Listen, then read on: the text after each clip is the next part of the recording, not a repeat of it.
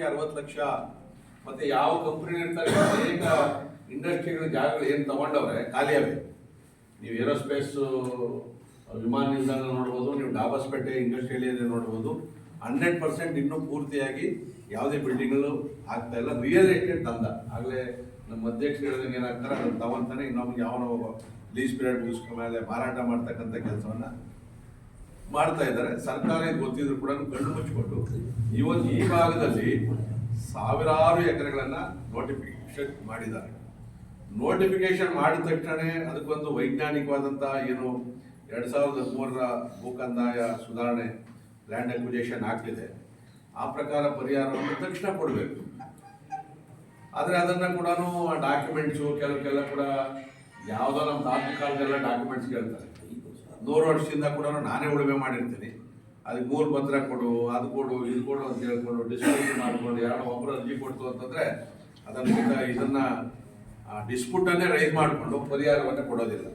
ಮತ್ತು ಅದು ಪರಿಹಾರ ಕೊಡಬೇಕು ಅಂತಂದರೆ ಪರ್ಸೆಂಟೇಜ್ ಕೊಡಬೇಕು. ರೈತರು ದಲ್ಲಾಳಿಗಳು ಶುರುವಾಗವ್ರೆ. ಇವತ್ತು ನೀವು ಯಾವುದೇ KDB ಲ್ಯಾಂಡ್ ಅಕ್ವಿಜೇಷನ್ ಆಗಿರೋದು ಪರಿಹಾರವನ್ನು ತಗೋಬೇಕಾದ್ರೆ ಆಫೀಸರ್ಸೇ ದಲ್ಲಾಳಿಗಳಾಗವ್ರೆ. ಅವರೇನೋ ನಮ್ಮ ವಂಶದಲ್ಲಿರುವಂಗೆ ರೀತಿಯಲ್ಲೇ ಅವ್ನಿಷ್ಟು ಪರ್ಸೆಂಟೇಜ್ ಅಂತ ಕೊಟ್ಟರೆ, ಇಲ್ಲಾಂದರೆ ಒಂದಲ್ಲ ಒಂದು ಸಬೂಬನ್ನು ಹೇಳಿ ಅದನ್ನು ಮುಂದಕ್ಕೆ ಆಗುವಂಥ ಕೆಲಸವನ್ನು ಮಾಡ್ತಾ ಇರ್ತಕ್ಕಂಥ ಕೆಲಸವನ್ನು ಕೂಡ ಮಾಡ್ತಾ ಇದ್ದಾರೆ. ಇವತ್ತು ಈ ಒಂದು ಭಾಗದಲ್ಲಿ ನಾವು ಎತ್ತಿನ ಹೊಳೆ ನೀರನ್ನು ತರ್ತೀವಿ, ಇವೆಲ್ಲ ಕೂಡ ಕುಡಿಯೋಕೆ ನೀರು ಕೊಡ್ತೀವಿ, ವ್ಯವಸಾಯಕ್ಕೆ ನೀರು ಕೊಡ್ತೀವಿ, ಇವೆಲ್ಲವನ್ನ ಕೂಡ ಹೇಳಿ ಎತ್ತಿನ ಹೊಳೆ ಬಹುಶಃ ಪರಿಸರ ಇಲಾಖೆ, ಕೇಂದ್ರ ಸರ್ಕಾರದ ಪರಿಸರ ಇಲಾಖೆಯಿಂದನೇ ಅನುಮತಿ ತಗೊಂಡಿಲ್ಲ ಅಂತಕ್ಕಂಥದ್ದು ಮೊನ್ನೆ ಮಾಧ್ಯಮದಲ್ಲಿ ನೋಡಿದ್ವಿ. ಅಂದರೆ ಪ್ರಾಜೆಕ್ಟ್ ಆಗೋದೇ ಅನುಮಾನ ಅಂತಕ್ಕಂಥದ್ದು ಇವತ್ತು ಬಂದಿರತಕ್ಕಂಥದ್ದು. ಸುಮಾರು ಈಗಾಗಲೇ 19,000-20,000 ಕೋಟಿ ಖರ್ಚನ್ನು ಮಾಡಿ ನಾವೆಲ್ಲ ಕಾತರದಿಂದ ಕಾಯ್ತಾ ಇದ್ದೀವಿ. ಈ ಭಾಗದ ಜನ ನಮಗೆಲ್ಲ ಕೂಡ ಕೆರೆಗಳಲ್ಲಿ ನೀರು ತುಂಬಿದ್ರೆ ಅಂತರ್ಜಲ ಮೇಲೆ ಬರ್ತದೆ, ರೈತರು ಕೂಡ ಬದುಕು ಹಸನಾಗ್ತದೆ ಅಂತೇಳಿ ಇದು ಕೂಡ ಇವತ್ತು ಈ ಸರ್ಕಾರ ಮಾಡಿಲ್ಲ. ಈ ಥರ ಈ ರಾಜ್ಯದ ಮುಖ್ಯಮಂತ್ರಿಗಳು ಅಷ್ಟೇ ನಿಶ್ಶಬ್ದವಾಗವ್ರೆ. ಯಾವುದೇ ಅಭಿವೃದ್ಧಿ ಬಗ್ಗೆ ಅವರು ಮಾತಾಡ್ತಾ ಇಲ್ಲ. ಕುರ್ಚಿಯನ್ನು ಹೆಂಗೆ ಉಳಿಸ್ಕೊಳ್ಬೇಕು ಅಂತಕ್ಕಂಥ ದೊಡ್ಡ ಹೋರಾಟವನ್ನು ಇವತ್ತು ನಡೀತಾ ಇರ್ತಕ್ಕಂಥದ್ದು. ಯಾವುದೇ ರೈತರು ಕೂಡ ವಿಧಾನಸೌಧದಲ್ಲಿ ಹೋಗಿ ಭೇಟಿ ಮಾಡೋಕ್ಕಾಗ್ತಾ ಇಲ್ಲ. ರೈತ ಚಳವಳಿಗಳನ್ನು ಮುಗಿಸುವಂಥ ಪ್ರಯತ್ನವನ್ನು ಮಾಡ್ತಾ ಇದ್ದಾರೆ. ಯಾರು ರೈತ ಮುಖಂಡರು ಹೋರಾಟ ಮಾಡ್ತಾರೆ ಅವ್ರ ಮೇಲೆ ಕ್ರಿಮಿನಲ್ ಕೇಸ್ಗಳನ್ನ ಹಾಕ್ತಾ ಇದ್ದಾರೆ. ಕನ್ನಡ ಪರವಾದಂಥ ಸಂಘಟನೆಗಳು ಏನಾದರೂ ರೈತರ ಪರವಾಗಿ ಏನೋ ಇಶ್ಯೂ ಎತ್ಕೊಂಡು ಹೋಯ್ತು ಅಂದರೆ ಅವ್ರ ಮೇಲೆ ಕೇಸ್ಗಳನ್ನ ಹಾಕಿ ಜೈಲು ಕಳಿಸುವಂಥ ಕೆಲಸವನ್ನು ಇವತ್ತು ಮಾಡ್ತಾ ಇರ್ತಕ್ಕಂಥದ್ದು. ಸೊ ಇದನ್ನು ನಾವು ವಿರೋಧ ಪಕ್ಷವಾಗಿ ನಾವು ಕೂತ್ಕೊಂಡು ಸುಮ್ಮನೆ ಇರೋಕ್ಕಾಗೋದಿಲ್ಲ. ಹೋರಾಟವನ್ನು ನಾವು ಮಾಡಲೇಬೇಕಾಗ್ತದೆ. ಈ ಥರ ಯಾವುದಾದ್ರೂ ರೈತರ ಪರವಾಗಿ ಒಂದು ನಾವು ಇಂಥದ್ದು ಮಾಡಿದ್ವಿ ಅಂತ ಹೇಳಿ ಲೋನ್ಗಳು ಸಿಗ್ತಾ ಇಲ್ಲ, ಬ್ಯಾಂಕ್ಗಳಲ್ಲಿ ಸಬ್ಸಿಡಿಗಳು ಕೊಡ್ತಾ ಇಲ್ಲ, ಗೊಬ್ಬರ ಸರಿಯಾಗಿ ಸಿಗ್ತಾ ಇಲ್ಲ, ಬಿತ್ತನೆ ಬೀಜ ಸಿಗ್ತಾ ಇಲ್ಲ, ಔಷಧಿಗಳ ಕೊರತೆ ಐತೆ. ಮೊನ್ನೆ ಇವತ್ತು GST ಕಡಿಮೆ ಆಯಿತು ಅಂತೇಳಿ ತುಪ್ಪ ಬೆಣ್ಣೆ ರೇಟ್ ಕಮ್ಮಿ ಮಾಡಿದ್ರು. ತಿರ್ಗಾ ಮೊನ್ನೆ ರೇಟ್ ಜಾಸ್ತಿ ಮಾಡವ್ರೆ. ಅದರ ಲಾಭ ರೈತರು ಬರಬೇಕಲ್ವಾ? ಅಟ್ಲೀಸ್ಟ್ ಒಂದು 2 ರೂಪಾಯಿ ರೈತರಿಗಾದ್ರೂ ಕೊಡಬೇಕಲ್ಲ. ಇವತ್ತು ಯಾರು ಗ್ರಾಹಕರವರೇ ಅವ್ರ ರೇಟ್ ಜಾಸ್ತಿ ಮಾಡೋರೇ ಹೊರತು ಇವ್ರು ಮಾಡಲಿಲ್ಲ. ಇವತ್ತೊಂದು ಹಸು ಸಾಕ್ಬೇಕಾದ್ರೆ ಭಾಳ ಕಷ್ಟ. ಈ ಫೀಡ್ ಇದೆಯಲ್ಲ ಸಿಕ್ಕಾಪಟ್ಟೆ ಕಾಸ್ಟು. ಮೊನ್ನೆ ಕೇಂದ್ರ ಸರ್ಕಾರದ 100 ಜನಕ್ಕೆ ನಮ್ಮಲ್ಲಿ ಫ್ರೀಯಾಗಿ ಕೊಡಿಸ್ತು. ಕೇಳಿದೆ ಎಷ್ಟು ಅಂತ ಹೇಳಿ 1,500 ಹೇಳಿದ್ರು. ನೀವು 1,500 ರೂಪಾಯಿ 50 kg ಫೀಡ್ ಕೊಟ್ಬಿಟ್ಟು ನಮ್ಗೆ ಹಾಲಿಗೆ ದರ ಸಿಗಲಿಲ್ಲ ಅಂತಂದರೆ ಮತ್ತೆ ಕಾಯಿಲೆಗಳು ಏನೇನೋ ಕಾಯಿಲೆ ಬರ್ತಾ ಇರ್ತವೆ. ಇವತ್ತು ವ್ಯವಸಾಯ ಮಾಡೋದಕ್ಕೂ ಕಷ್ಟನೇ, ಹೈನುಗಾರಿಕೆ ಮಾಡೋದಕ್ಕೂ ಕಷ್ಟನೇ.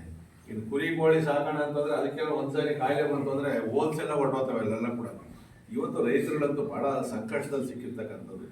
ಇದನ್ನು ನೋಡಿ ನಾವು ಸುಮ್ಮನೆ ಕೂತ್ಕೊಳ್ಳೋಕ್ಕಾಗೋದಿಲ್ಲ. ಅದಕ್ಕೆ ಇವತ್ತು ಜಿಲ್ಲಾವಾರು ನಾವು ಈ ರಾಜ್ಯ ಸರ್ಕಾರ ರೈತರ ಬಗ್ಗೆ ಅತ್ಯಂತ ಕನಿಷ್ಠ ದೃಷ್ಟಿಯಿಂದ ನೋಡ್ತಾ ಇದ್ದಾರೆ. ರೈತರು ಓಟ್ ಬೇಕು, ರೈತರನ್ನ ಇವತ್ತು ದಬ್ಬಾಳಿಕೆ ಮಾಡಿಕೊಂಡು ತೊಂದರೆ ಕೊಡ್ತಕ್ಕಂಥ ಈ ಸರ್ಕಾರ ಅಧಿಕಾರದಲ್ಲಿ ಮುಂದುವರಿಯೋಕ್ಕೆ ಲಾಯಕ್ಕಿಲ್ಲದೆ ಇರ್ತಕ್ಕಂಥ ಸರ್ಕಾರ.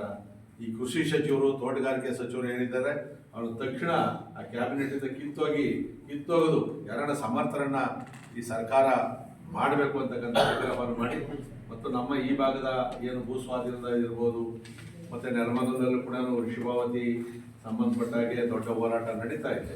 ನಾನು ಕೂಡ ಅದಕ್ಕಿಂತ ಉತ್ತರ ಕೊಟ್ಟಿದ್ವಿ. ಇವತ್ತು ಆಧುನಿಕವಾದಂಥ ಕಾಲದಲ್ಲಿ ಟರ್ಷರಿ ಕ್ಲೀನಿಂಗ್ ಅಂದರೆ 3 ಹಂತದ ನೀರನ್ನು ಪರಿಶೀಲನೆಯನ್ನು ಮಾಡಿ ಶುದ್ಧವಾದ ನೀರನ್ನು ಕೊಡ್ಬೋದು. ಆದರೆ ಇವರು ಸೆಕೆಂಡ್ರಿ ಟ್ರೀಟ್ಮೆಂಟನ್ನು ಮಾಡಿ ಕೊಡ್ತಕ್ಕಂಥ ಕೆಲಸವನ್ನು ಮಾಡ್ತಾ ಇದ್ದಾರೆ. ಇವತ್ತು ಟೆಕ್ನಾಲಜಿ ನೀವು ಸಿಂಗ್ಪುರಲ್ಲೆಲ್ಲ ಹೋಯ್ತು ಅಂದರೆ ರೀಸೈಕ್ಲಿಂಗ್ ಮಾಡಿದ್ರೆ ನಮ್ಗೆ ಕುಡಿಯೋಕೆ ಕೊಡೋದು, ಅದನ್ನೇ ಸೈಕಲ್ ಮಾಡಿಕೊಡ್ತಾರೆ. ಅಷ್ಟು ಟೆಕ್ನಾಲಜಿ ಮುಂದಿರಬೇಕಾದ್ರೆ ಇದು ಹಳೆಯ ತಂತ್ರಜ್ಞಾನವನ್ನು ಇಟ್ಕೊಂಡು ಅಲ್ಲಿನ ಜನಗಳಿಗೆ ಮನವರಿಕೆಯನ್ನು ಮಾಡ್ದಾನೆ ಇವತ್ತು ದಬ್ಬಾಳಿಕೆಯನ್ನು ಮಾಡಿಕೊಂಡು ನಾವು ಇದೇ ನೀರನ್ನು ಕೊಡ್ತೀವಿ ಅಂತೇಳಿ ಜನ ಬೇಡ ಅಂದ್ರೂ ಕೂಡ ಬರ್ತಾ ಇರ್ತಕ್ಕಂಥದ್ದು. ಅದನ್ನು ಅವ್ರು ಮನವರಿಕೆ ಮಾಡಬೇಕು. ನೀರು ಟ್ರೀಟ್ ಮಾಡಿದ್ರೆ ಹೆಂಗೆ ಬರ್ತದೆ ಅಂತೇಳಿ ತೋರಿಸ್ಬೇಕು ಅವ್ರಿಗೆ. ಒಂದ್ಸರಿ ಪೈಪ್ಲೈನ್ನ ಕೆರೆ ಬಿಟ್ಟರೆ ಈಗ ಕೋಲಾರ ಭಾಗದಲ್ಲೆಲ್ಲ ಕೂಡ ಈಗಾಗಲೇ ರೈತರೆಲ್ಲ ನೀರು ಬೇಡ ಅಂತ ಹೇಳ್ತಾರೆ, ಬೆಂಗಳೂರು ನೀರು ಬೇಡ ಅಂತಕ್ಕಂಥ ಹೋರಾಟ ಶುರು ಮಾಡ್ತಾರೆ. ಸೊ ಅದನ್ನು ಸ್ವಲ್ಪ ವೈಜ್ಞಾನಿಕ ಮಾಡ್ತಕ್ಕಂಥ ಕೆಲಸವನ್ನು ಮಾಡಬೇಕು. ಈ ನಿಟ್ಟಿನಲ್ಲಿ ನಮ್ಮ 4 ತಾಲೂಕಿನ ಎಲ್ಲ ಪ್ರಮುಖರು ಕೂಡ ಬಂದವ್ರೆ. ನಾವು ಈ ಪತ್ರಿಕಾಗೋಷ್ಠಿ ಆದಮೇಲೆ ಯಾವತ್ತು ಹೋರಾಟ ಮಾಡಬೇಕು, ಯಾವ ಸ್ಥಳದಲ್ಲಿ ಮಾಡಬೇಕು ಅಂತಕ್ಕಂಥ ಒಂದು ಹೋರಾಟವನ್ನು ಕೂಡ ನಾವು ನಿಶ್ಚಯವನ್ನು ಮಾಡ್ತಾ ಇದ್ದೀವಿ.